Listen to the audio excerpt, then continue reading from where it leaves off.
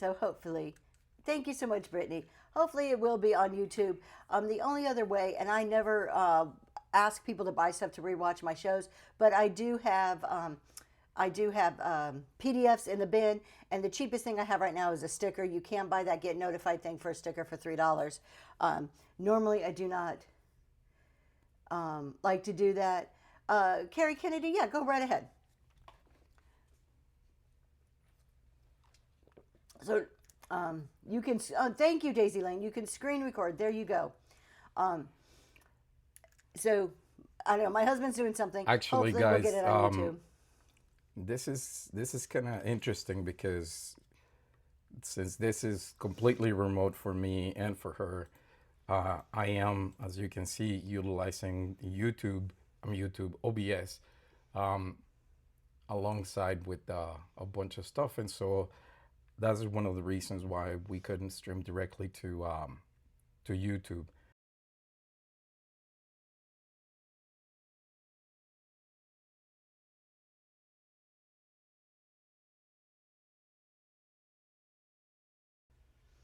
And why not? What net is it? Oh, so Carrie says she started a podcast. I can't even talk podcast.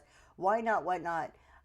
Because my talk shows did not get saved, and I had so much information to share. Oh, that's a cool idea. So you could do it on a Pinterest page. Oh, that's really neat. I didn't know you could do that on a Pinterest. So there you go. I've already learned something this morning, and we are not even 10, 15, 20 minutes in. This is great. Okay. So hopefully it'll be on YouTube. If not, we do have stuff in the bin. Speaking of the bin, I'm going to go ahead and just tell people, if you are new to me, today, every Friday, 7 a.m., we do about an hour of business and about an hour of tax. I have a 52-week schedule that I follow. So each Friday, you can watch as a standalone. It's fine on itself, but they also scaffold and will build upon each other throughout the year. Good morning. So we do in the bin. There is this book. Also, it is called our Q1, the private ledger. So it is not mandatory. This is totally optional. But if you are the type of person who likes to organize your thoughts in one place and likes to follow along, every single week. Let me get to week 3 here. Every single week, we'll have the key topics that I'm talking about with the 5 main points under each topic.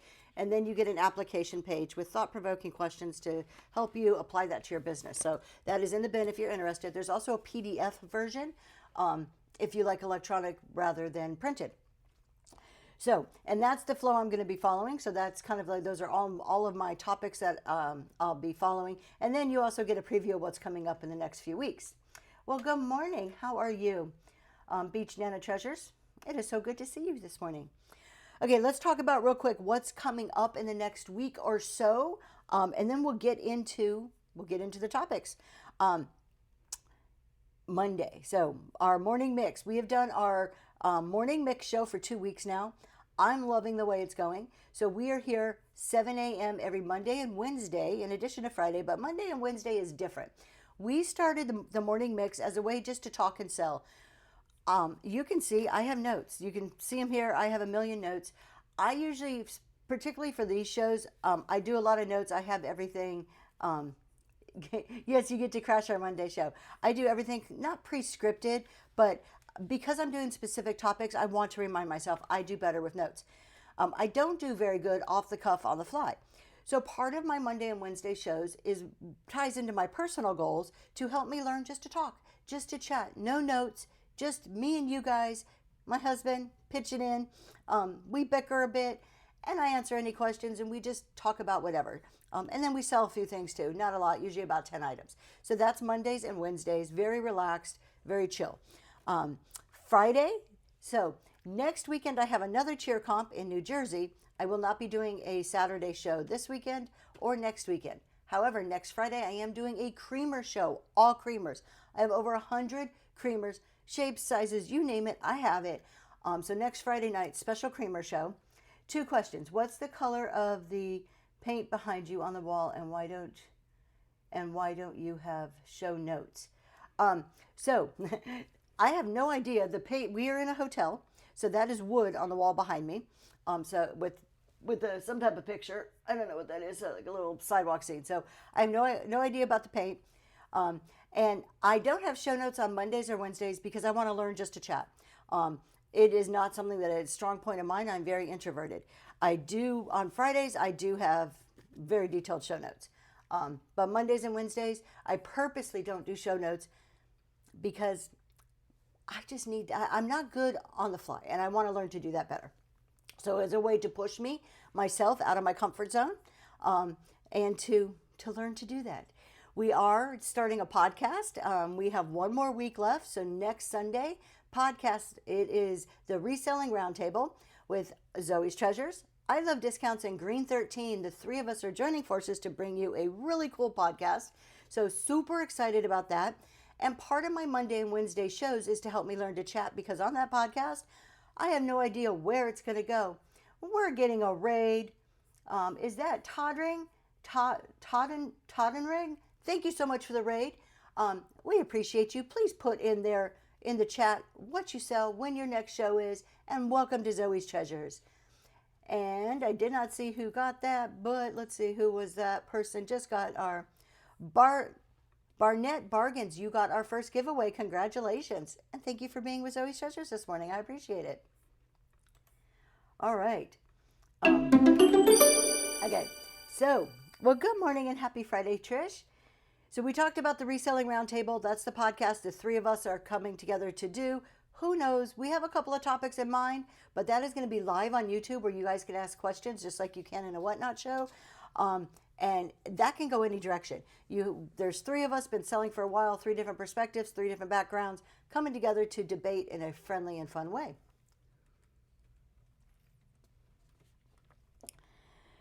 Wow, that's a lot that's coming up. Okay, I have 3 raid trains coming up that I think you guys are going to like. So the first one I really want to talk about. I have joined forces with CG Boomerang Echo, the queen of raid trains. We have joined forces. I am so honored to work with her. I was so excited when I messaged her. I'm like, could we do a raid train together? And I had an idea, which was already similar to one that she had been thinking about, and we were like, perfect. So we are bringing you the Big Kahuna's raid train.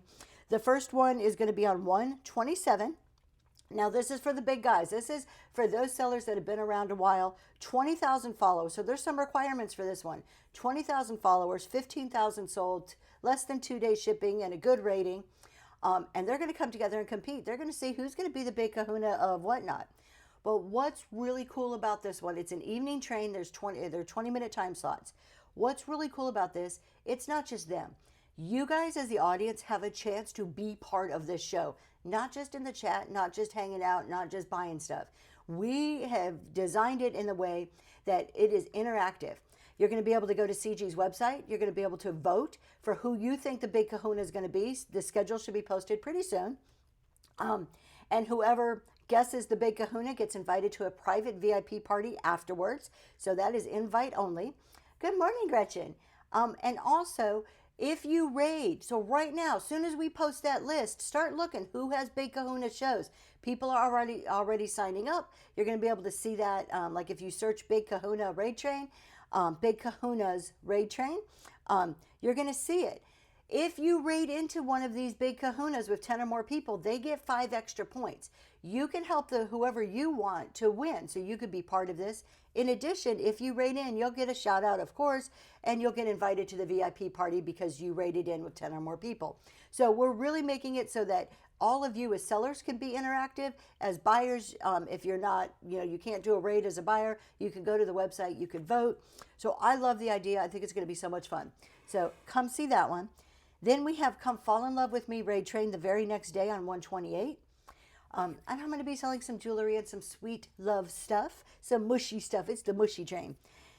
And then, of course, at the end of the month, we have our new seller surge. This is the raid train I run every month for new sellers. We have 6 brand spanking new sellers, less than 1,000 sales. And so we bring them to you. They get 30 minutes each 20 minutes each, sorry, to sell their stuff, to introduce themselves to you. You get to meet new people. They have to try new things. Message me. If you are a new seller and you are interested, message me. Now, fair warning, we are into March signups already, so January and February are already full. And I am going to be changing it. Come March, I'm going to be changing it a bit. Basically the same concept, but I have some elements to add a little more fun and entertainment to it. So just kind of stay tuned to hear about that. But yes, if you're interested, just send me a DM. I'll get you a link to the signups. Okay, there we go, you guys. That's everything that's coming up. Reselling, here's a real quick.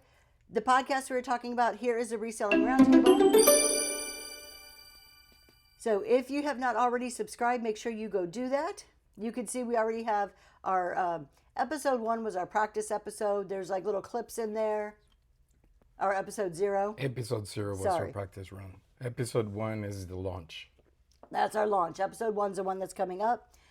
We consider a new seller. So for my raid train, and this may be different than anybody else, for the new seller surge raid train, less than 1,000 sales. That's all. When you sign up, you have to have less than 1,000 sales. Because we book a few months out, you may have less than 1,000 today, but then cross that line before the show, and that is fine. As long as you have less than 1,000 when you sign up, you're good. You're not new. I love discounts. Not at all. Let's do another giveaway. Today, I'm super excited, Gretchen, too, about the podcast. It's going to be fun.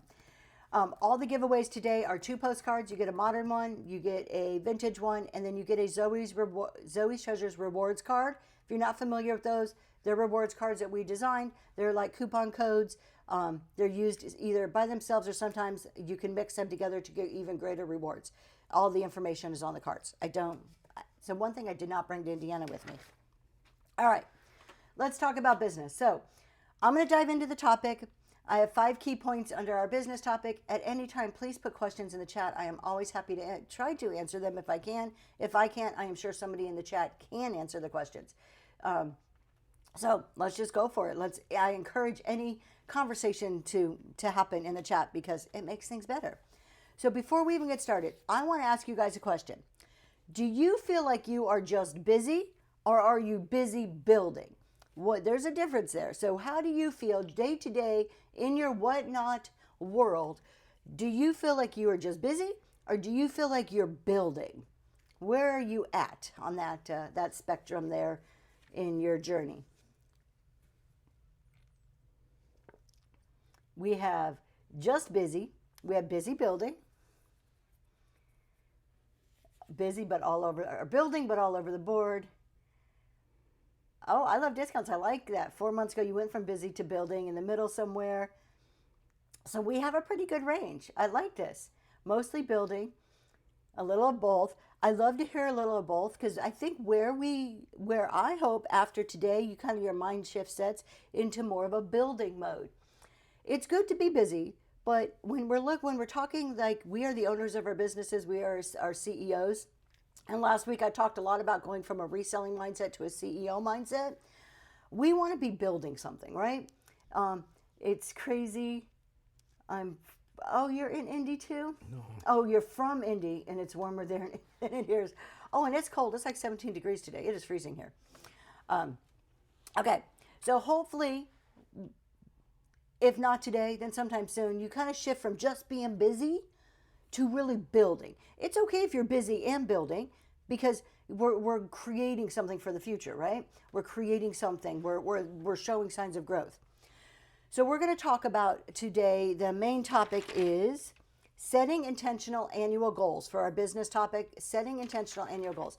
Now I know we are January, what is the date? 16th. You've heard every chat show host talk about goals. I bring hopefully a little bit different perspective. I'm not going to tell you how to set a goal. I'm not going to tell you how to do a SMART goal. What I want to talk about is not really the how, but the why and the benefits of the goals. We're just really going to talk about the back end of it. What does setting a goal do for you? Like, okay, great. Everybody's told me about goals. Everybody's told me how to measure my goals. Everybody's told me about SMART goals. But why? Why should you listen to this? Why should you listen to all these people saying, hey, you need goals, right? That's what we're going to kind of dive into. So the first point we have are goals turn busy work into purposeful work. And here's where we move from busy to building. So goals are going to turn that busy work into something that's more purposeful. You are doing work that aligns with a goal. So think about this. Just put it in this context. Maybe we all can relate to this. You go to Target. There is a huge difference between going to Target, getting your Starbucks, and wandering around and letting the Target gods tell you what you need to buy, right? That's busy. And then there's purposeful. There is, my kid's going to a birthday party. I need a birthday gift. I'm going to grab that red cart. I'm going straight to the toy section. I'm going to look at the gifts. I'm going to put one in my cart. I'm going to go check out and I'm going to leave. We have gone from busy to purposeful in Target. Okay? The same thing can happen here on our Whatnot world. We could be spending every single day planning shows, sourcing, cleaning, photographing stuff, listing, coming up with the coolest names, typing stuff into ChatGPT, getting ideas, and just over and over and over again. But what is that producing? Where's the result of that? Is it producing something? If you are not going down a purposeful path, you're just going to be wandering through Target with your Starbucks, waiting for the gods to drop something in your lap, right? And there's times when that's okay. There's times when we need that. But when we're building a business, when we're like wanting income from this, probably not the time to be wandering around with our Starbucks. So let's talk about without goals, effort scatters. Right, Southern Charm. As long as we have Starbucks, that is right. Gretchen, you got that giveaway. Congratulations. You should have seen her yesterday when we were coming over here. Oh, I need a Starbucks. Find me a Starbucks. Yes, it was pretty bad about 10:30 last night. Okay, without goals, effort scatters, and everything feels urgent and nothing feels important. You ever felt that way when you have a million things on your to-do list and it's like, oh, I got to do this, and I got to do this, and I got to do that, and it all feels urgent. It all feels like it has to be done right in this very moment, right? But does it really? If we step back, if we have a goal and we have all these 20 things, it makes it so much, say that one more time, when we all have 20 things to do and everything feels so urgent, it's not always urgent. It's called squirreling. Yes, that's how you feel at your 9 to 5. And you know what we're talking about is not just Whatnot. Most of what I bring in these talks comes from my experience from my 9 to 5. Those 20 things are not all urgent, but it's hard without a goal. They all seem urgent. We lack, without a goal, there's nothing to drive. There is no boundary. There is nothing to say, these are the ones that are really urgent. These 1, 2, or 3 are the priority that I need to focus on, because there's no way to, there's no goal. If it's like getting in your car and going to drive somewhere, there's a million different highways and roads you can take. They all look cool. They all look important. They all look like that's the road you should be driving down. But which ones are really going to take you to that final destination? It's the exact same thing that we're doing with all these things that we sometimes mistake being busy with being productive.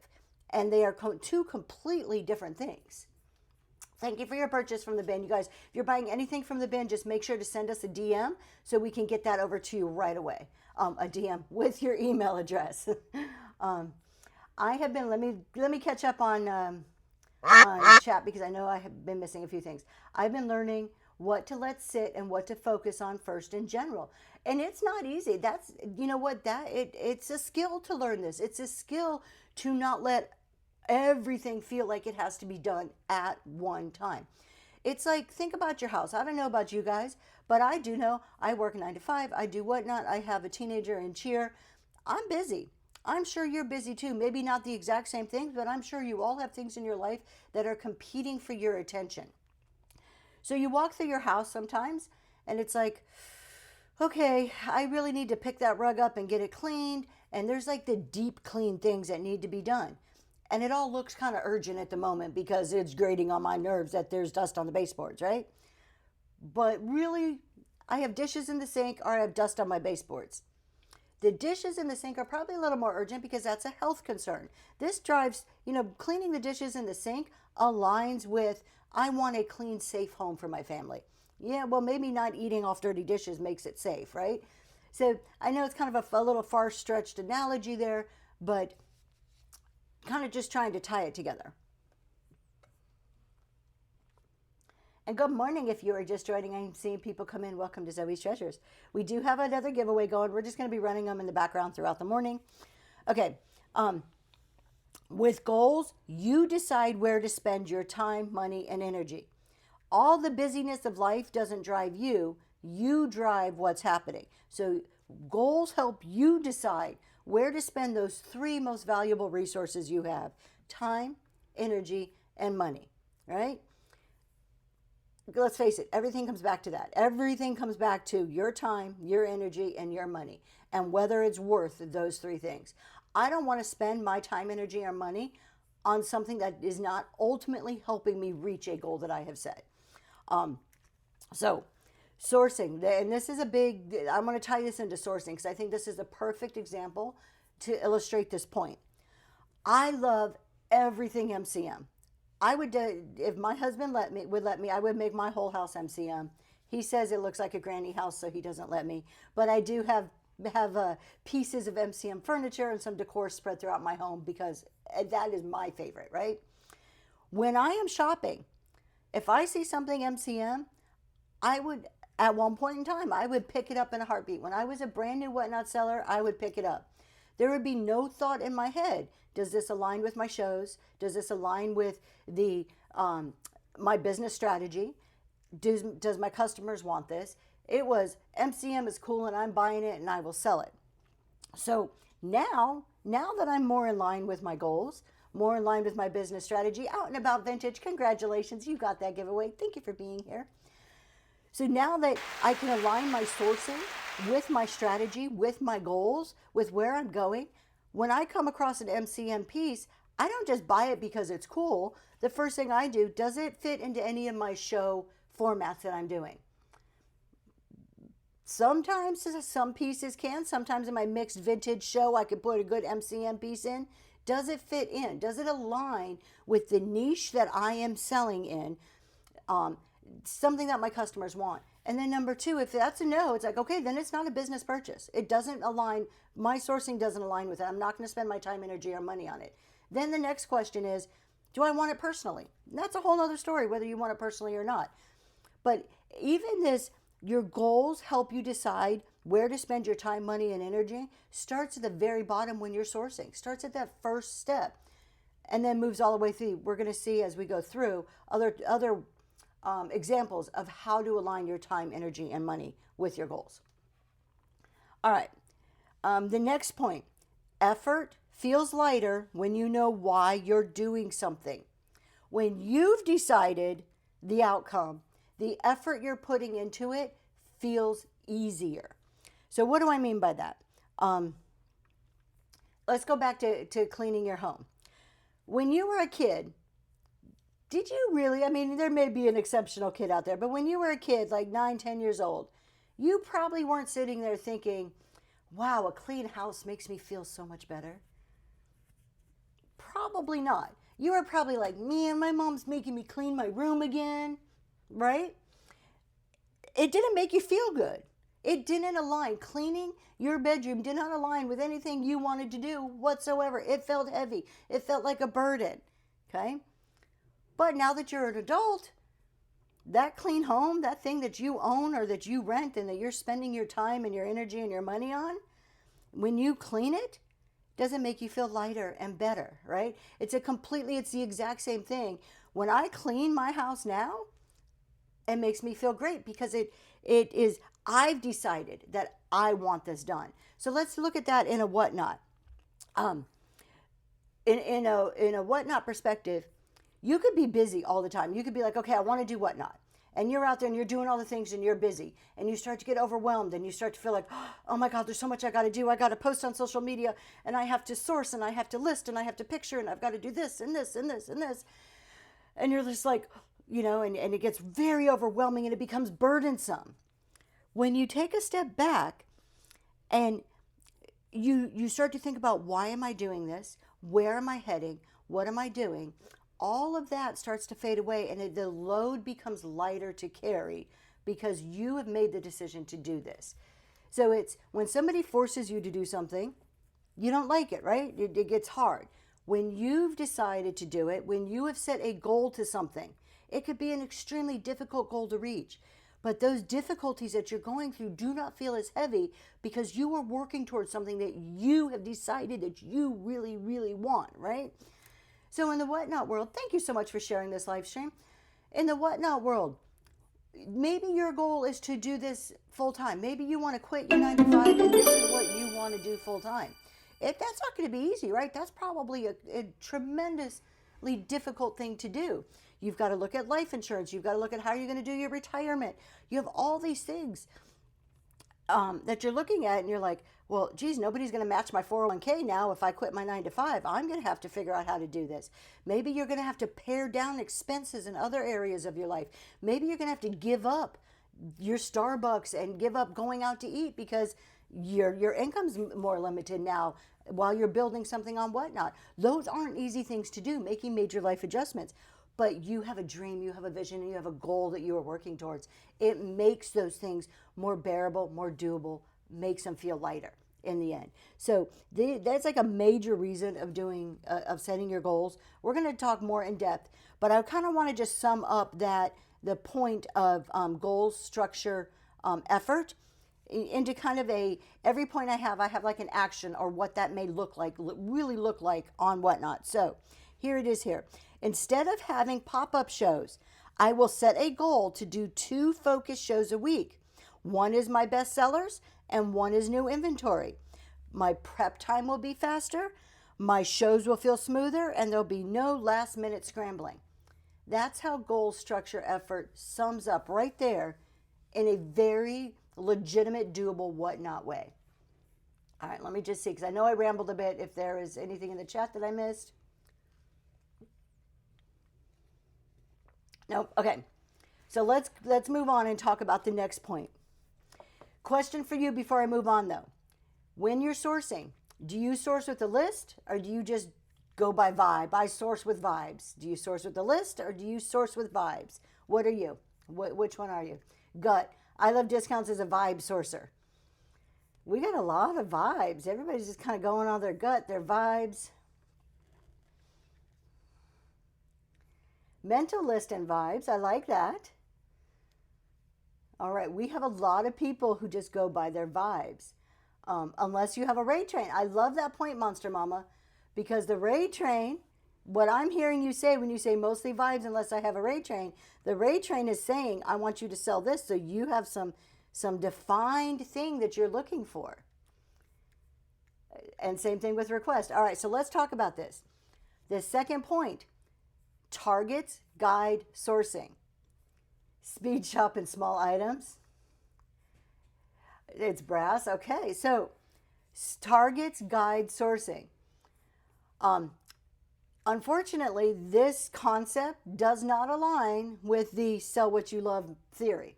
I know you, everybody here, I'm purging my vibes, more focused. Daisy Lane, oh, you are onto it right now.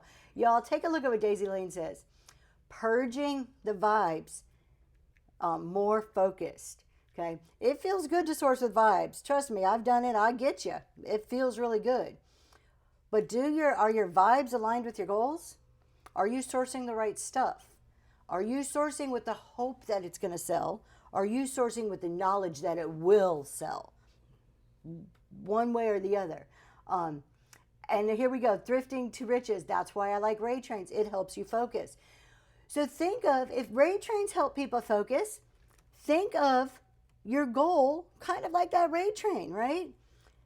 What's your niche? What is it that you're selling? Are you trying to appeal to everybody? Or are you trying to appeal to certain markets or certain things? This doesn't align with that sell what you love mentality. I don't believe in sell what you love.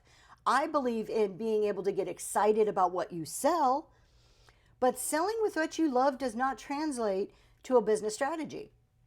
It just doesn't. I'm sorry if I'm offending anybody with that because I know it's a very popular thing on Whatnot.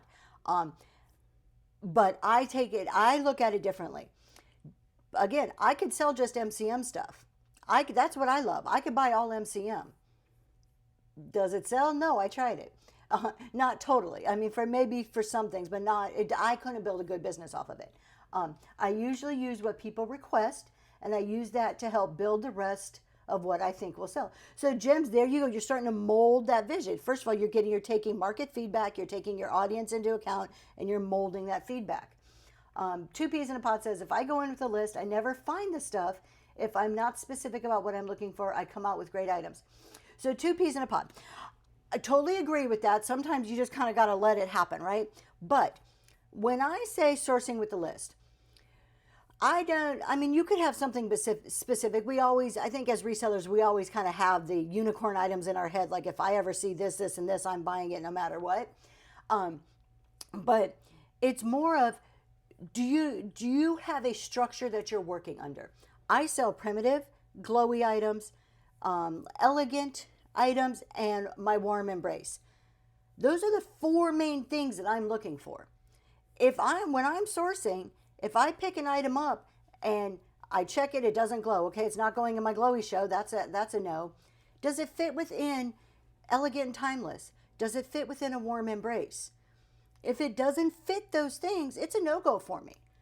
I don't buy it because that's how my shows are structured, right? So goals help you source with intention instead of impulse. Knowing where you're going helps you source with intention instead of just buying whatever you come across that looks cool in the moment. So how do you scale that mentality to fall into a volume setting? It's the same thing.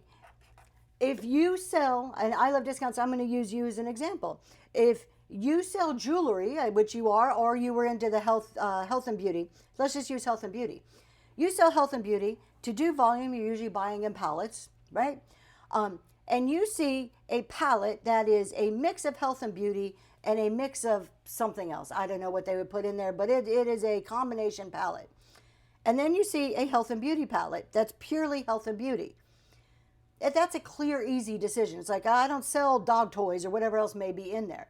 If we often as resellers, most resellers have a bargain mindset. Like we're like, okay, I need to buy things that are less costly in order to flip it for a profit, right? We're not trying to buy something for $1,000 and sell it for 1,001. We want to buy something for $1 and sell it for 1,000. Or $1 sell it for 20, 30, whatever it may be. So just in general, that creates this bargain mindset for us. It's very easy as a reseller to fall into this, oh, wow, what a great deal. I can flip this. Okay, so I come across a bunch of, animal products, dog leashes, cat bowls, whatever, stuff for pets, pet products. I don't sell that. But if I came across it and I saw it at dirt cheap, I can guarantee you there'd be something stirring inside me saying, oh, I could flip that. I could flip that. But if it doesn't align with what I'm doing, doesn't make sense. And so that's kind of where I'm going. And you can do that. It's the same thing. Volume are individual items. What palettes are you looking at? What are your sourcing methods? Or if you're looking at buying out whole booths and you're into jewelry, why are you buying out a glass booth and not a jewelry booth? So it's taking the same thing, just on a bigger scale and how you're sourcing items. So goals help you source with intention. Know what your show formats are. What do you sell? Now, if you sell a little bit of everything, if that's how you have built your business model, then okay. But even Whatnot's even organized in the way to help you make these decisions, right? You go into Whatnot, you have knives and hunting category, you have baseball cards, you have men's, women's clothing, kids clothing, vintage decor, antiques, health and beauty, fine jewelry, vintage jewelry. Whatnot's already starting to categorize it and kind of put us into where we need to be, right? And we pick where we want to be.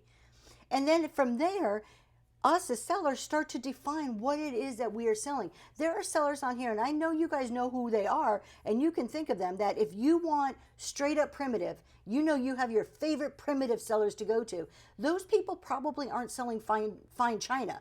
Those people are probably selling rusty, crusty goodness, right? The same thing, that if you want t-shirts, you're not going to come and see me in vintage because I don't sell t-shirts.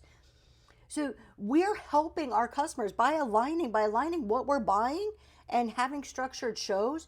And it doesn't have to be a theme show. It has to be a structure that fits within your business model. You're helping not only yourself, but you're helping your customers also get to know who you are and where to go to buy the things that they need.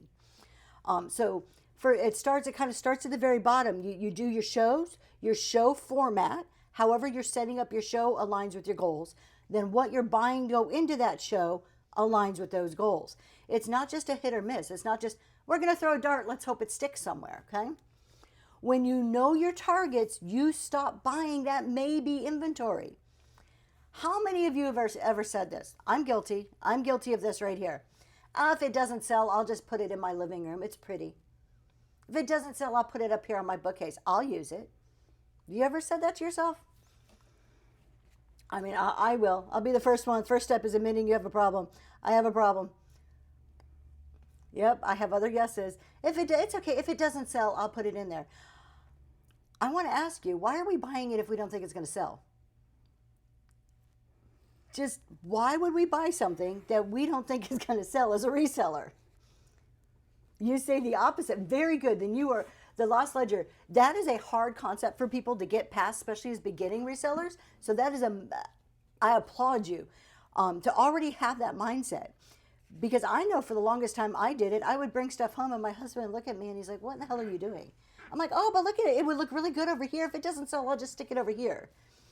And that's how our house has become overwhelmed with stuff very, very quickly. All the time, I sell fabric. Palettes always have those items. The skill in being successful with them is figuring how to sell the unusable. So I love discounts. I think when you're selling palettes, and I agree, you're always going to have some stuff. And I've heard you talk about some of the weird things and the multiple, the high quantity of things that come in pallets that sometimes are those odd, weird ball items. I think if you're designing a business and a structure around pallets, that has to be taken into consideration, right? That has to be part of, okay, I'm going to get X number of inventory, 10, 15, 20% of what I get in a pallet is not going to fit with my business niche, my structure, just inherently by what pallets bring to me. What am I going to do with that? So it's creating okay, this is part of the plan here. Maybe you're going to dump it off at, a consignment shop. Maybe you're going to just have another niche. Okay, all of this stuff does not fit in my health and beauty. Guess what? We're going to start selling it over here. You did that very well. You kept things health and beauty, your food, and then once every, couple of months, you would have this show of just all the other stuff. So you built it into your model. We just want the illusion we're going to sell it, but we're really just wanting to keep it. Now, that could be true sometimes. Sometimes it's just this way to buy it and bring it in the house, right? For me, if it doesn't work, I return it or sell it. Yep. So kind of just think about that when you're, sell what you buy. Yes. So think about that when you're buying. When you know your targets, you stop buying the maybe items. Now look, we all make bad buys. We all buy something we think is going to be a hit and it isn't. But I'm talking about that. I'm walking down, the antique store aisle and I just see something really cool.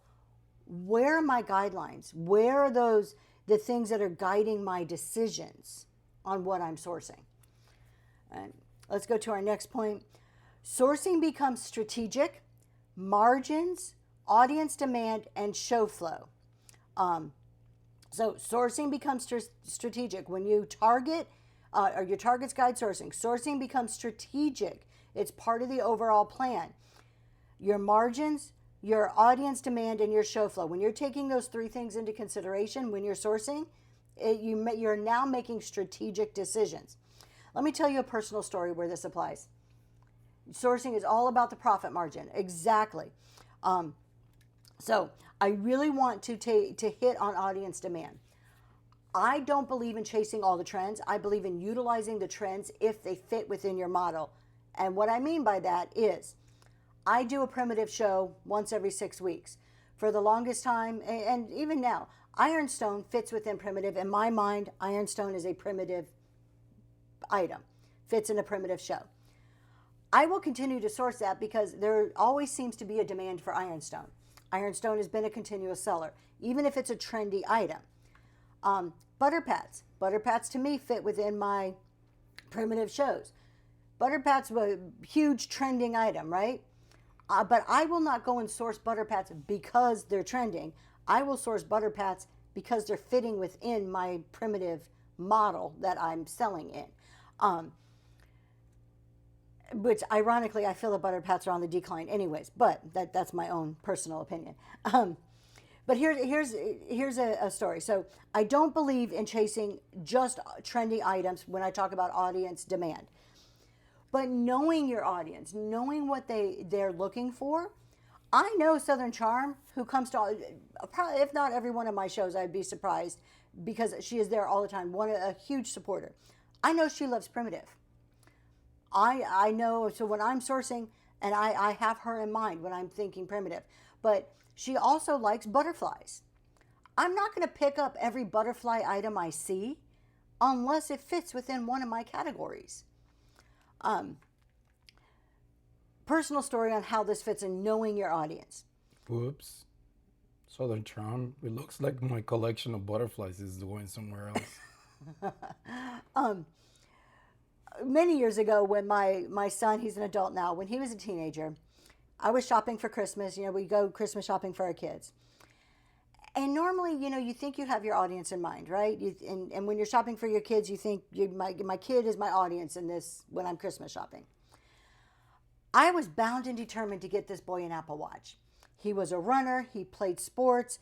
It had all the cool features. And this when Apple Watches were kind of first really becoming this really cool thing. All the other kids were wearing them. It was like a cool thing. The other kids were doing it. And I thought my son would love this Apple Watch. However, my son flat out told me for months ahead of time, I don't want an Apple Watch. I don't like Apple Watches. Don't buy me an Apple Watch.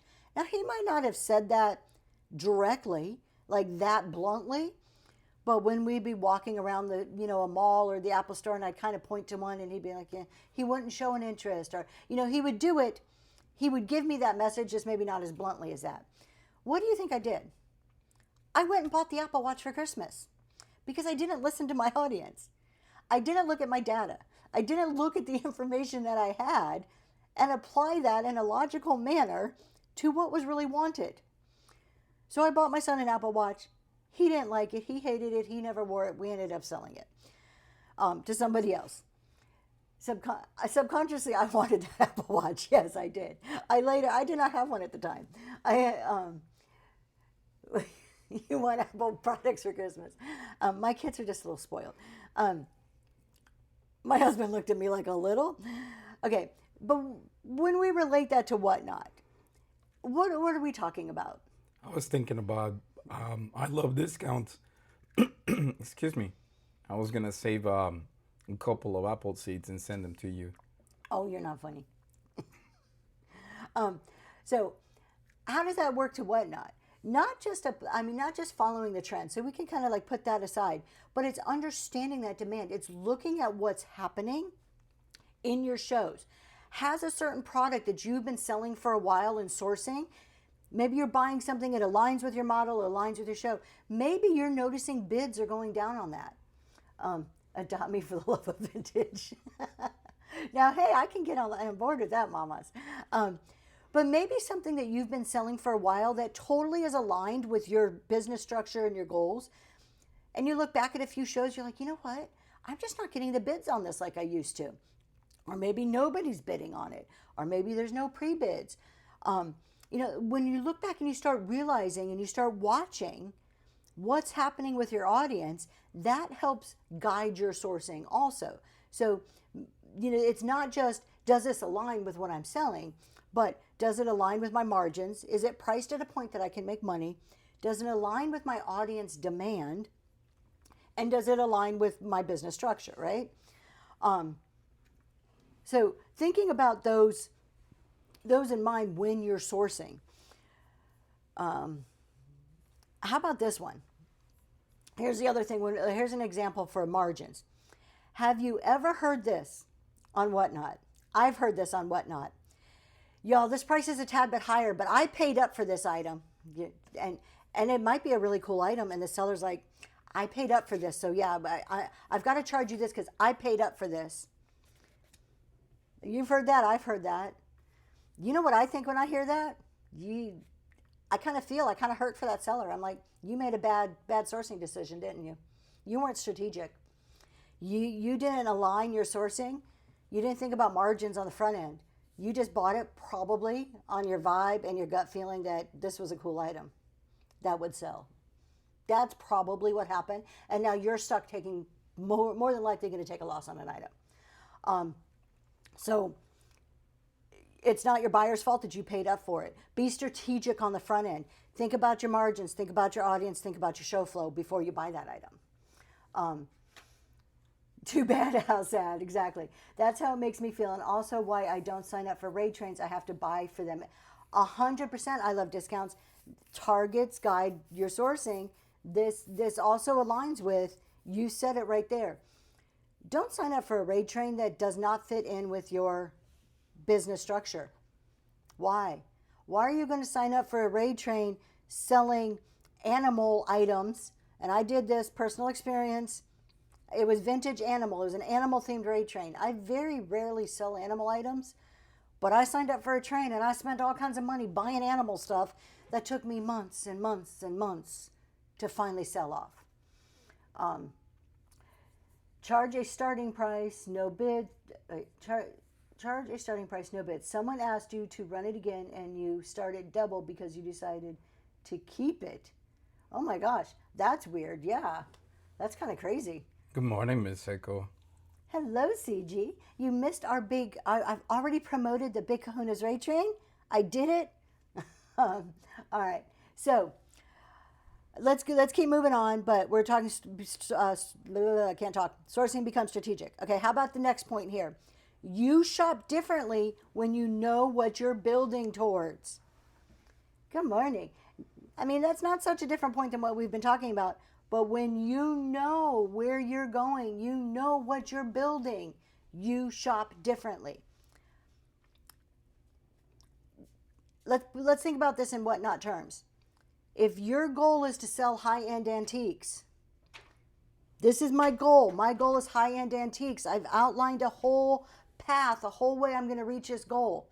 Why are you shopping at Goodwill? Do you find high-end antiques at Goodwill? Usually not enough to make good, not that much. Good morning, Aaron. You shop differently when you know what you're building towards, okay? If you're going to sell high-end jewelry, you're not going to buy costume jewelry because you're selling high-end jewelry. If you want to sell costume, you're not going to sink a bunch of money into high-end jewelry, right? Be strategic. My hair keeps rubbing on my microphone. Be strategic. Shop for what you're building towards.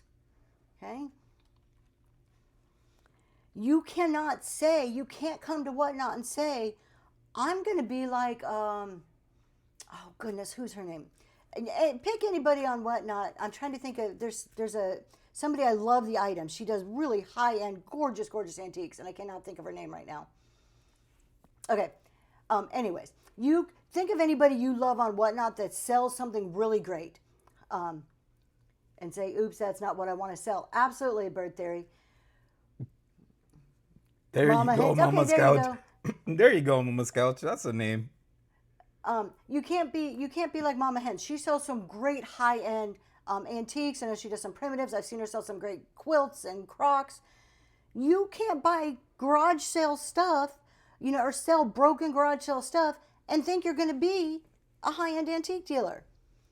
So you have to align everything with what you're doing. Those people that are selling these high-end things, and I'm not even talking like high-end, just high quality, good stuff, are picky. They're picky on the front end. They're looking at the items. Very rarely are they buying broken, chipped, damaged goods. Sometimes with an antique, there are certain flaws that are forgivable.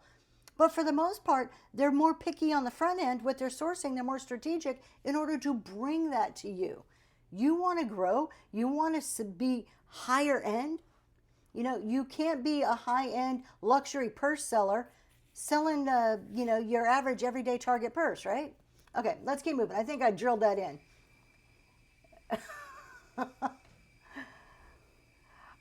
Okay. Action. So how do we sum this up? How does all of these look really real life in Whatnot? So I'm going to give you a statement, like an I statement that shows how all of these tie together. Because I know my goal is faster sales, I've stopped buying things just because they were cheap. I source items. I know fit with my audience and align with my show flow. This results in fewer items sitting around, better margins, and faster sales. So, okay, everything I just said summed up in one sentence. Because I know my goal is faster sales. There's the goal. Now, what am I going to do to be strategic in that goal? I stopped buying things just because they were cheap. I source items I know that will fit my audience and align with my show flow. This results in fewer items sitting around, better margins, and faster sales. Okay? I know. Look at my notes. I always have notes, Aaron. They're all written out. God help you guys. I'm only halfway through. What time are we? We're kind of on track here. I'm going to pick up the speed just a little bit. Okay, let's do another giveaway because I totally forgot about them. All right, giveaway's going. Next point, clarity prevents burnout. Have you ever felt overwhelmed and you couldn't even explain why? You're just like, don't touch me, don't look at me, don't, just don't. Have you ever felt that way? Okay, how do we prevent that? When I first started, I just picked up things. Now, since I got pickier, most things sell in a few shows. There you go, mamas. Point proven right there. Every day. Yes. So sometimes you're just like, no, too much. You're in my space. Get out of my space, right? Let's fix that. How can we combat that? Clarity. Clarity prevents that burnout. Burnout comes from doing too much without direction. You're pulled in every which way instead of the way you need to be going. You need inventory, shows. You got to engage in the community. You've got to do this social media. You got to do that. Well, what aligns with your goals? And trust me, this isn't easy. The beginning of this year, I had it in my head, I've got to do social media. I have to do social media. It's been nagging at me. It just doesn't align for me. It doesn't work for me. It doesn't fit in with what I'm doing. And I have to accept that. As much as my brain and I feel like, oh, I got to do social media, it doesn't fit in what I'm doing. An occasional post here and there, great. But 3-4 times a week doesn't fit with what my business strategy is. And my strategy may be completely different from yours, and it should be. So you've got to really think on where it is. And sometimes we get roped into it. Sometimes, hey, YouTube podcast wasn't even on my radar. However, that does fit within our strategy. We've talked about that. So I'm okay with that one. Knowing, and now this is important, you guys, this is probably, if you walk away from this show with nothing else, this is probably the key point right here. Knowing what not to do is easier than knowing what to do. I would much rather know what not to do than what to do, okay? How many times do you sit there agonizing over a decision? You don't have clarity on it, right? I go to my husband a million times. Should I do this? Should I sell this? How should I price this? Oh man, I hate it, right? That's gonna feed that burnout. It's gonna feed that mental exhaustion.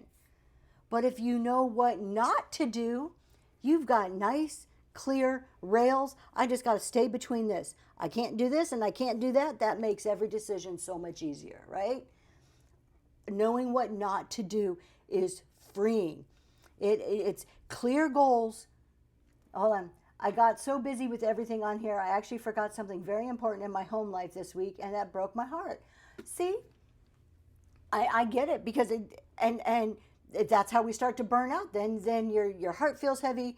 You're like, now you're regretting. You're feeling guilty about the whatnot, and we don't want that. So we need to know our goals so we know what not to do. Your goals set up those guide rails on what not to do. I am not going to buy baseball cards or furniture. Here we go. I'm not going to go to the antique store and buy every cool piece of furniture I see, no matter how much I want it, because I cannot ship it on whatnot. It doesn't fit into a 12 by 12 box. It's not happening. It is a good thing I have this in recording. I'll play it again for her when she sees He's gonna something remind that me she of wants. this fact. Okay, but knowing what not to do. Think about it like this. Those of you who have raised kids or been around any child being raised, do we give them a list of everything they can do? Or do we tell them what not to do? Don't cross the street. Don't go outside. Don't eat this, right? We raise our children on what not to do.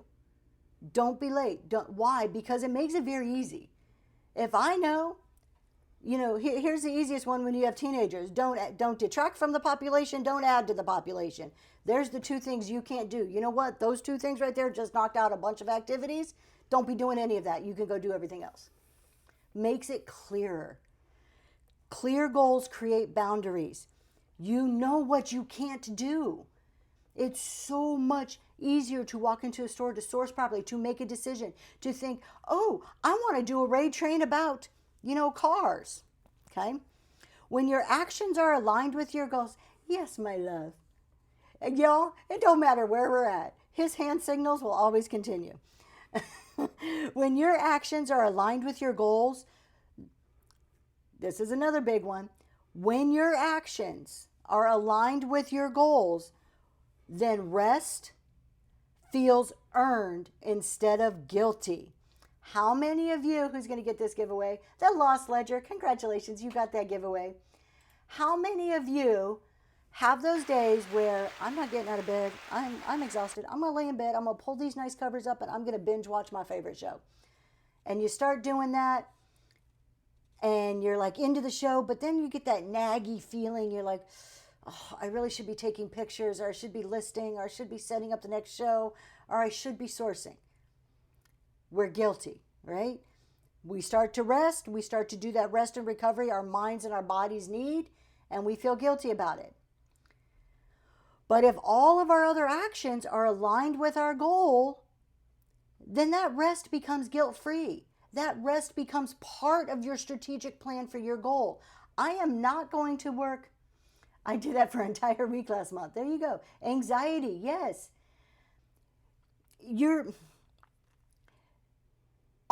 When your rest becomes strategically as part of your goal. Let me give an example with running here. I'm sorry, my love, what are you saying to me? What Liz Likes mentioned something about that in her show, talking about even scheduling breaks for herself and allowing herself to be able to schedule time to wind down. Exactly. And your rest needs to be part of your strategic plan so that you don't get the burnout. I'm going to do this to a running or a working out type of analogy. So anybody who's ever done like anything exercise-wise, physical kind of endeavors. Resting is even part of learning that not everything is actually urgent. 100%. When I create a running plan, when I'm training for a half marathon or a marathon, I will work out on a Monday, Wednesday, Friday, cross train on Tuesday, Thursday, and rest on Saturday. Your muscles can't recover. Your muscles cannot recover if they're constantly going. The same thing with whatnot. You can't grow your business. You can't prevent that burnout if you are go, go, go, go, go, go, go. You have to schedule and strategically plan for your rest days. And that can look different for everybody. That could be on Sundays, I am not working. I'm not turning on whatnot. I'm not watching whatnot. I'm not sourcing. I am not doing anything but things that bring me enjoyment and peace on Sundays. That's my rest. Your brain needs it. Your heart needs it. Like not just your physical heart, but your soul, your body, your muscles. Everything needs that rest. If not, nature in its own Mother Earth, nature, whatever you want to believe in or call, is going to make you take a rest eventually, and it's not going to be on your terms. So take control and make that rest be on your terms and fit it in strategically. You cannot pour from an empty cup, Cricket Pro. That is 100% agree with you. So what does this look like? So I used to feel exhausted after shows because I was trying to sell everything to everyone. Once I got clear on my niche and goals, I stopped overloading my shows. Now I end every show energized instead of drained. So that's kind of just a picture of how does that look in real life, okay? Point number 4, let's move on. Okay.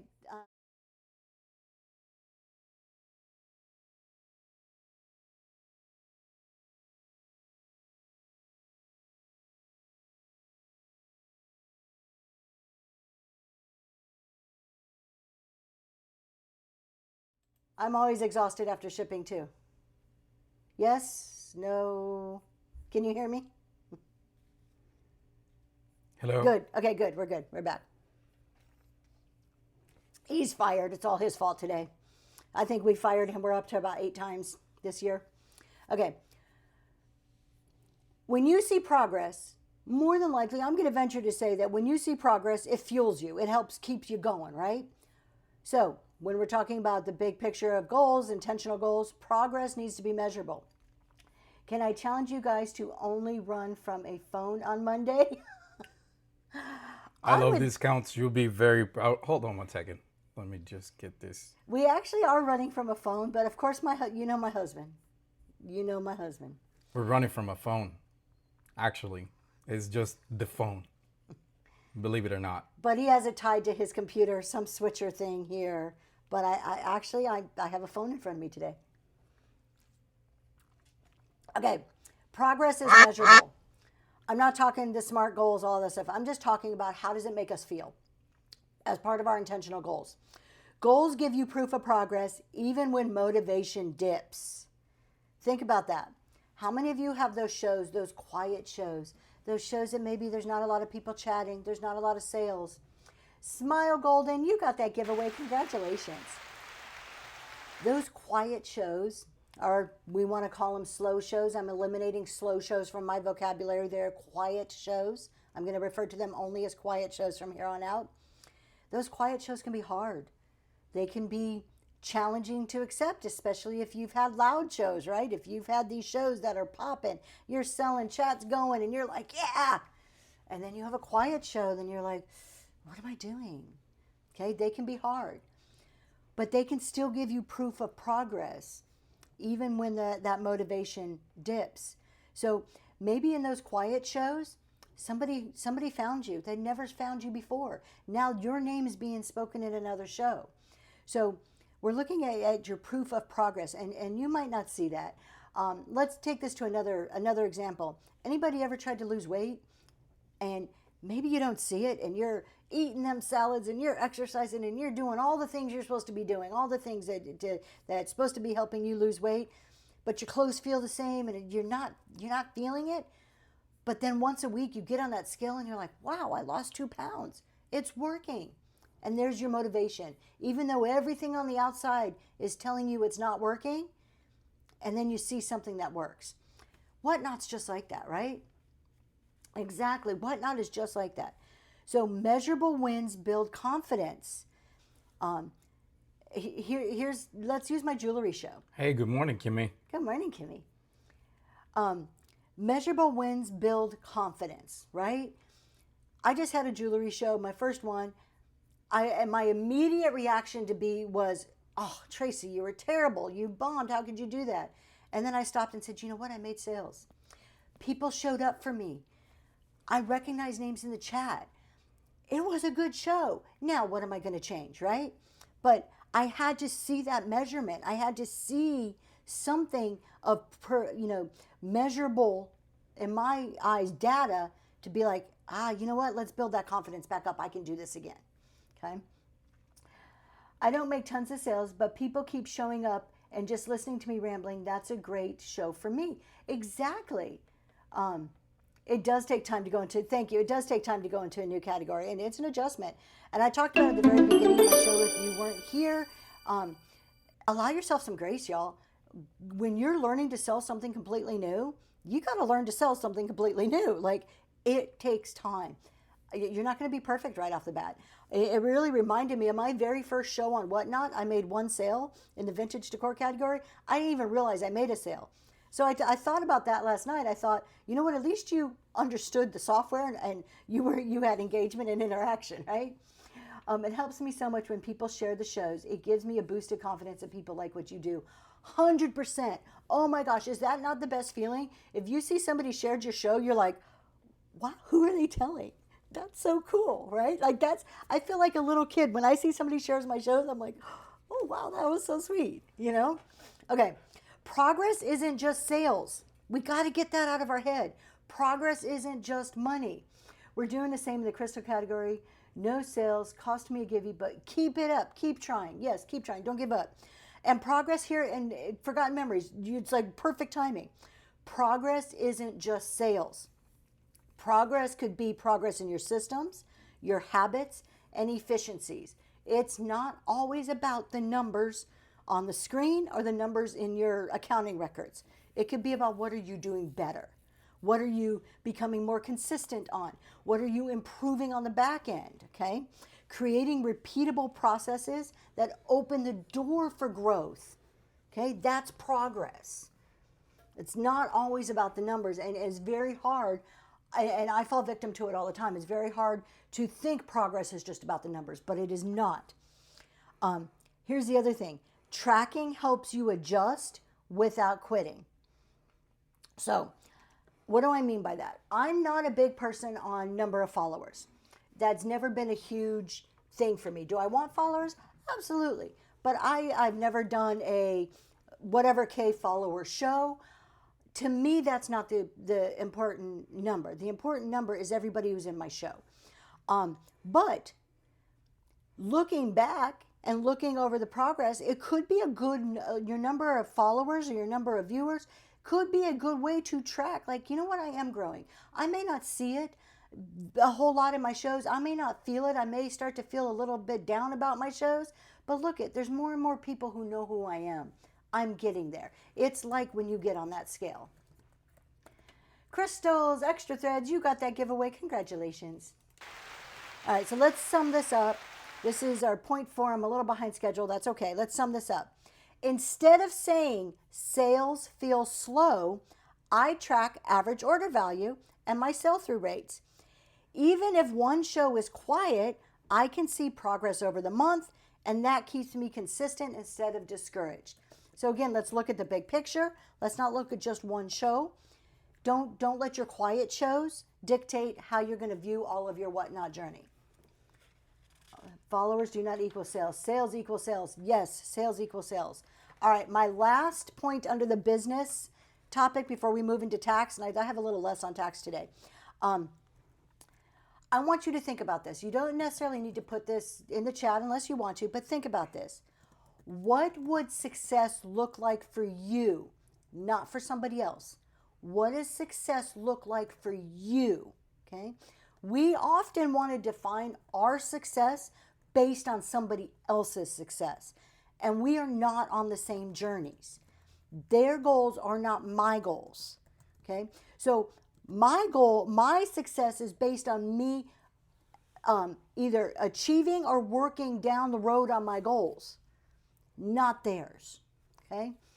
Life work balance is one of the things that I Love Discounts is striving for. So the big point, vision drives action. Whatever that success is in your head should be driving your actions.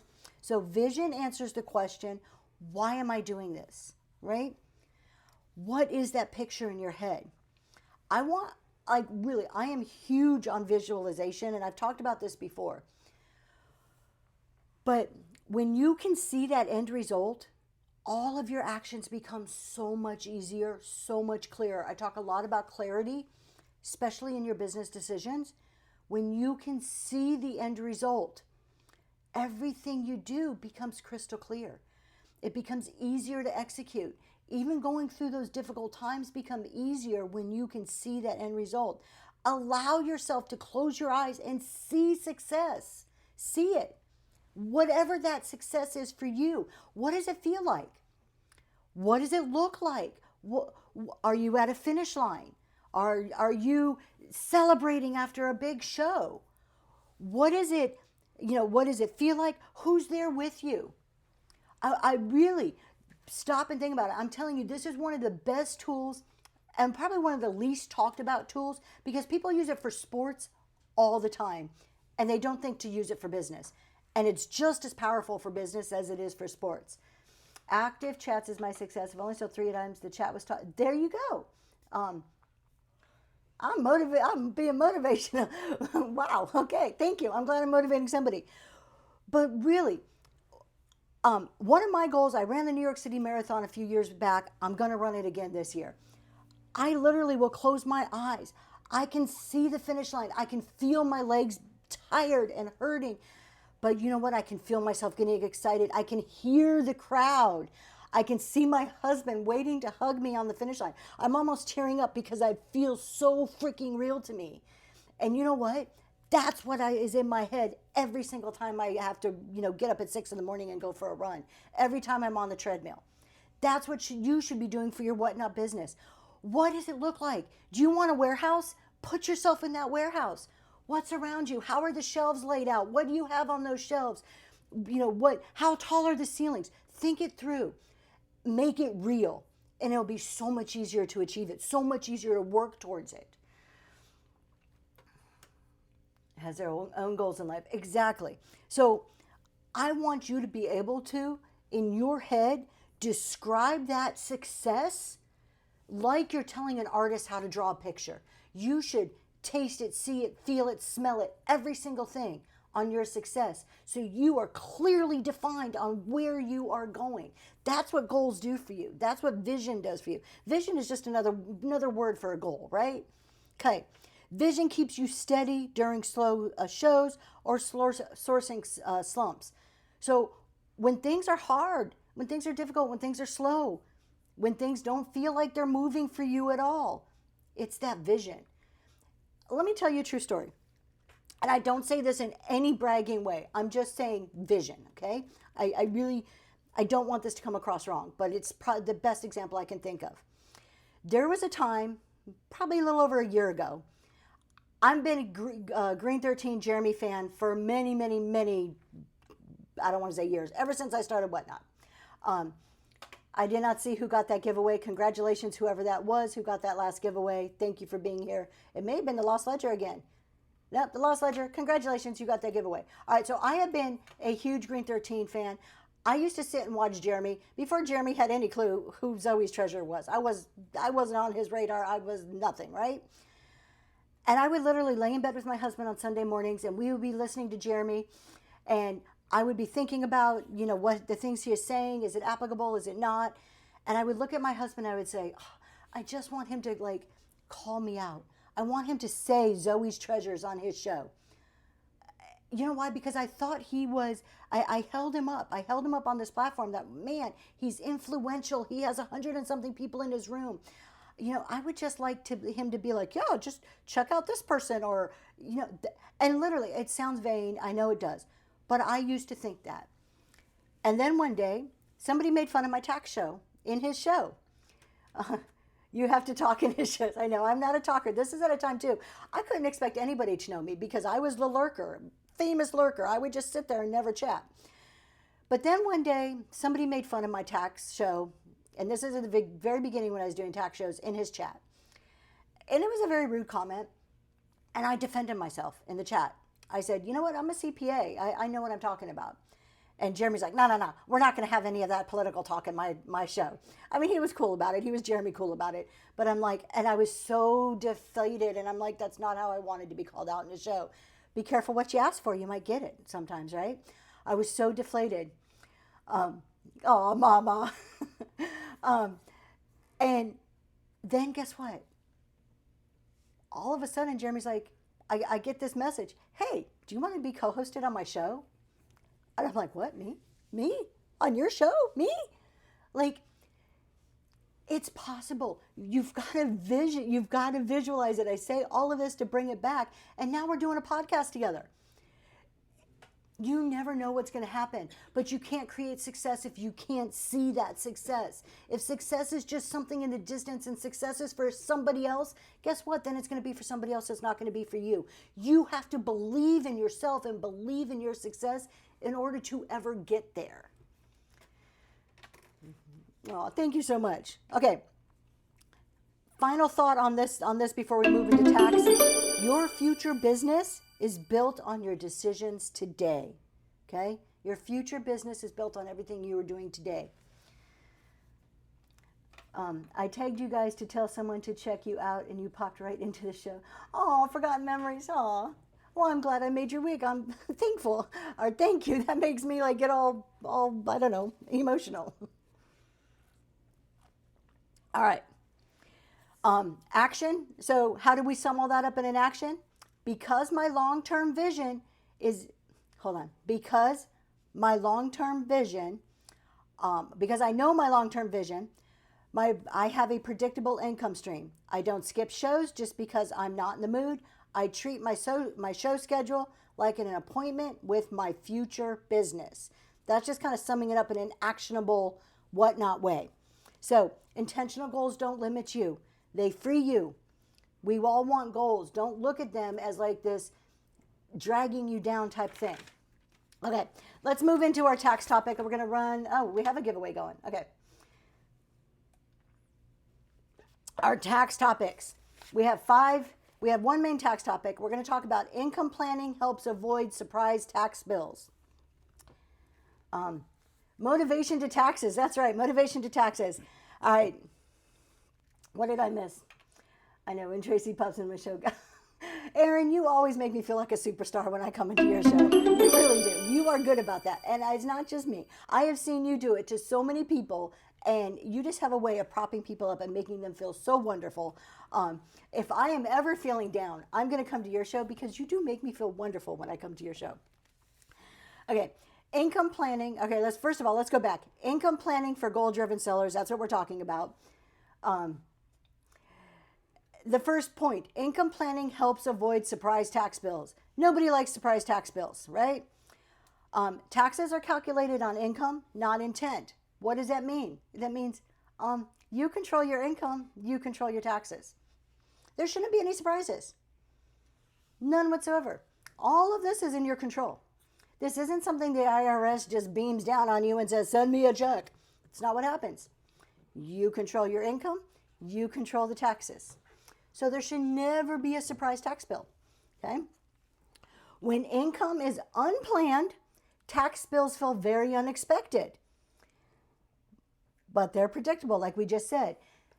Brittany, you got that giveaway. Congratulations. Thanks for being here. This is not Oprah. You get a car, and I get a car, and you get a car, and you get a car. And this is unexpected, and now you're getting some crazy tax bill because you got a car. This isn't Oprah, all right? You plan your show. You plan your inventory. You plan your income. Therefore, you know what your taxes are. I want a car too, yes. My tax section today is going to be a little bit shorter. I don't have as many examples. Point of the matter here is none of this should be surprising to you. If you're doing what you're supposed to be doing, none of it's surprising, right? Are you just surprised like, oh, I made money. Oh, how did that happen? Oh, geez, I'm selling something. I made money. No, you're like, I'm going to buy good stuff. I'm going to do a good show, and I'm going to make money. You knew it was coming, and now I'm going to pay the taxes, but you're in control of that. Income planning allows sellers to anticipate your tax obligations throughout the year. This is not, how many of you, honestly, how many of you can say, I pretty much know what I owe or what my refund's going to be within a ballpark. Come April 15th, are you already kind of like, I know where I'm going to be? Or are you the person going, I don't want to go see my CPA or my bookkeeper. I am not sure what's going to happen in April. I'm a little bit nervous. Are you nervous? Are you confident? So we have forgotten memories. It's like, oh, I'm not too sure I want to go see my CPA in April. No clue. Surprised, thank goodness for the bookkeeper. There you go. You know, you're planning. Everybody should know. This should never, April 15th should never come as a surprise, right? This is no different than Christmas is on December 25th. If you celebrate Christmas, I know some people do not. If you are a celebrator of Christmas, you know it comes on December 25th every year. You know you're going to spend money. You know you're going to buy gifts, so you plan for that, right? All year long. You're thinking, oh, I've got about 11 months. Oh, this is cool. I'm going to put this away for my niece. I'm going to put this away for dad, whatever it is, right? You know it's coming. Guess what? April 15th is the same every year too. Just like Christmas, April 15th, the same day, every year when your taxes are due. Let's plan for it, just like we plan to buy Christmas gifts, right? Awareness reduces the risk of that year-end shock. Nobody wants to be like, oh my God, I owe $5,000. Oh my God, I owe $20,000. And then guess what? You work out a payment plan and you're paying the IRS like it's that lifelong student loan debt. Let's not do that. Okay? So, how do we put this into action? What does this look like in action? So we're talking about income planning helps avoid surprise tax bills. What does that look like on Whatnot? have a chat with him. Perfect, Missy, and that's a perfect timing to go. Yes, April 15th isn't as fun as Christmas, but you can plan for it like you can plan for Christmas. Okay, here's what this looks like on Whatnot. When I stopped treating shows as random income and I started estimating my monthly sales, I wasn't surprised at tax time anymore. I already knew roughly what my income was generating, so nothing felt sudden or surprising. Doesn't sound too hard, does it? Okay. Topic number 2. Revenue goals inform sourcing and show frequency. This is a really simple concept. Surprisingly, I don't know how many people actually think this way. Maybe it's easy for me because I think in numbers. I think in structured numbers. However, revenue goals inform sourcing and show frequency. Think about this. Revenue goals help determine how much inventory is needed. Who thinks about how much money they want to make and then thinks about how much stuff they need to buy to make that money? Okay? Let's break this down. If you want to make $1,000 per show, and I'm talking gross revenue, you want to make $1,000 per show, and your average order value, looking at other shows, your average order value is $10. That means I need to sell 100 items in that show to make $1,000 at $10, right? Pretty simple.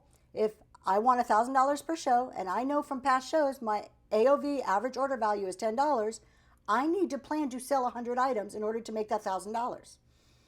That's all it is. So what does that mean? Let's take it now a step further. I need to source at least 100 items. Now, how often am I doing this? Am I doing 2 shows a week and I want to make $1,000 at each show? Now I need to source 200 items a week. If you're not buying in bulk, 200 items is hard to buy each week. That's a lot of shopping, right? Millicents, you got that giveaway. Millicents, I think that's the first giveaway you ever got from me. Congratulations. Okay, inventory purchases should support income goals, not impulse buying. So we go back to the impulse buying, right? We go back to doing that. If my average order value, if I want... Good morning, Millicent. Good Congrats. morning. He's always asking for receipts. You're married to your CPA? Ruthie, that's how my husband feels. I am always asking him, I'm like, honey, I need you to go through your Amazon. Tell me what you're buying. So I get it. I get it from the other side, though. I understand that. Inventory purchases. Oh, thank you so much. Inventory purchases should support your income goals, not impulse buying. What do I mean by this? Let's just say you want an average order value. What do you want your items to sell for on average? You know Whatnot sends you that little email every single time and tells you what your average order value was. You just divide the number of sold by you divide your total revenue by the number of items sold, or you can go look at your analytics screen. It'll just give you the number there. Average order value. This is the average dollar amount that each item brought in, right? When you look at all the items, maybe some sold for 5, some sold for 15, the average is out to 10, okay? You should know as a reseller, what is your goal on your average order value, all right? If that is $10, if I want something to sell for $10, then I better be selling stuff that's worth at least $10, if not more. Because if I'm selling stuff that's worth $5, there's no way in hell I'm getting an average order value of $10. Very basic common sense stuff. There goes the new gadget. Sorry, hon. So knowing what you want to get is going to inform what you're buying. Okay? You're not always buying. As resellers, we love that flip that's like, I paid $10 for this and I made $800. Those are far and few between, and those are wonderful. But does that happen to you every single show? No, you know on average where you want to be. And sometimes looking at it like this is easier than trying to have that profit margin focus. I'm all for profit margins, don't get me wrong. I mean, I'm an accountant at heart. I like looking at profit margins. But sometimes it's easier to think average order value when you're sourcing than profit margins. Okay, your show frequency affects your income consistency. Show frequency affects income consistency. If you have a goal, You agree I love discounts? Thank you. If you have a goal of $4,000 a month, and I'm just randomly picking numbers that are easy to visualize, you have a goal of making $4,000 a month. First question I ask myself is, how much do you average per show? Let's just assume you average gross sales of $1,000 per show. So if I want to make $400 a month, I need to run at least 4 shows, right? What about if I only average $500 a show and I want to make $4,000 a month? Well, then I need to run 8 shows in a month. What if you're only making $250 per show and you still want to make $4,000 a month? You need to run 16 shows a month. Let's go down to the very, very bottom. If you are making $100 revenue per show, but your goal is $4,000 a month, that means you need to be running 32 shows a month. Does that make sense? That math isn't mathing. Nope, it's not mathing. It's a little bit more than that. It should be 125. If you want to make $125 per show, you need to do 32 shows a month. So you see how this works? Setting realistic goals. You better be live twice a day. Exactly. Unfortunately, people come on Whatnot because it looks so easy and they think, oh, I'm going to make $5,000 this month. And I'm going to go live every Tuesday at 8 o'clock. You go, girl. I'm hoping you're making a lot of money on those shows so you can do it once a week. What's the reality? Look back at how much you're making. How much realistically are you making per show? Look at your last 4, 5, 10 shows, get your average, and then figure out how much you want to make, and that's going to guide what you're doing, right? So revenue goals guide your sourcing and your show frequency. We got to flip this. We got to look at working from the back forward. The concept stands. I don't have the time to do the number of shows I need to generate what I want to bring in. I have to figure out how to solve that. The Lost Ledger, exactly. So Lavender, you got that giveaway. Ruthie Lavender, thank you. Congratulations and thank you for being here. So what do? Lost Ledger, when you're looking at that, it's either one, figure out how to do more shows, so we rearrange scheduling, or we have to adjust our goals. We have to say, okay, I either need to make more in the shows I'm doing to hit the goal, I need to do more shows, or I need to lower the goal. Something has to give. And that's our what we're doing. So that's what we're figuring out on where we need to be and what's realistic. Predictable revenue simplifies your bookkeeping and your tax reporting. You should be able to do your estimated taxes without batting an eye. If you're confused on estimated taxes, I do have a PDF in there all about estimated taxes, walks you through various examples, how to calculate it, what you should be thinking about. Buying supplies, predictable revenue simplifies your bookkeeping. We all have to buy shipping supplies of some sort, bubble wrap, paper, whatever it is. We all have to buy something no matter what you sell. So knowing that I have predictable revenue also allows me to know that I can buy 3 months worth of supplies, or I can only buy a month worth of supplies.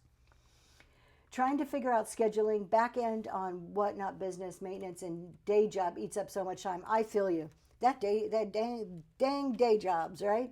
I feel you on that. It does. It's not an easy life, you guys. I mean, I'm sure you know, but I'm not going to sugarcoat that. Either side, let me tell you, either side is not easy. If you work full time and you're doing Whatnot, is just as hard.